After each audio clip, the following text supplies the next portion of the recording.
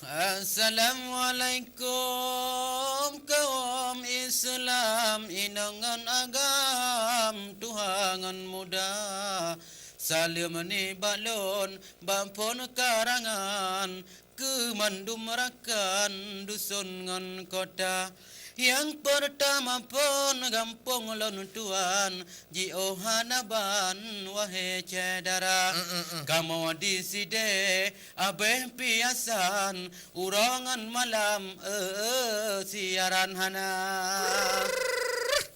Atim pun jauh karutan musang awate malam cukom tan subra ne malum mantang wahai cun abang gampong lon tuan cida bine herimba Gunung Selawa lupa tanah manyang megah rakan di Aceh Raya niba malamnya kena alon riwang ja baca karangan ngence media kalau lon tule abeh piansan lon tuan karangan masih darah siramu tindeh pikiran pegat karangan sambil musenda karena hantungut hamtum pikiran maka lontuan pesantok haba tengah lontule bareh tulisan suot masih gambetan mujaga Kai pegah.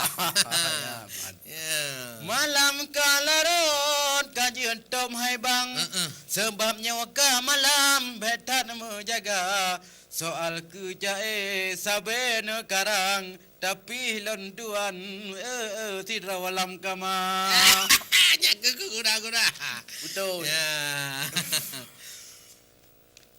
Han mupua karu au ka malam soal atanyan betan tak kira han pun tak fikir sabe tiap-tiap jan pelam lontuan jinawa ka Tuhan Betul.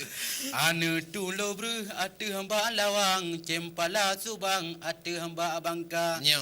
Jae malamnya kena walon layang nyan mandum rakan ke gura-gura Oh no ke dilet tente karangan Muahai rakan mungkin nagasa Kadang han cocok lawa karangan Maklum hai cut bang malam kajula Salim be otu lon suku Salim be otu lon karangan Kemandum rakan tuhangan muda Nyo. No dengar laju dengku rangkang Salim lon tuan tanda mulia Betul. Salim yang kumpon ke bapa dahlan Lehnya lamarakan ke cek media Ke awak MC yang na di dalam Urawangan malam sutel suara Gunung rute tunte tan manyang Nyo. Megahai rakan di Aceh Jaya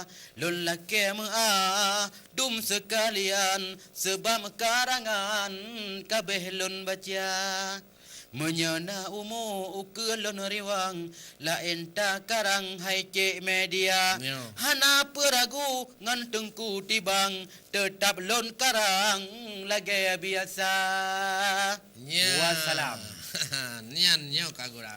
Kegura-gura. Gura-gura Nian kalian ka cika gadang. Dika?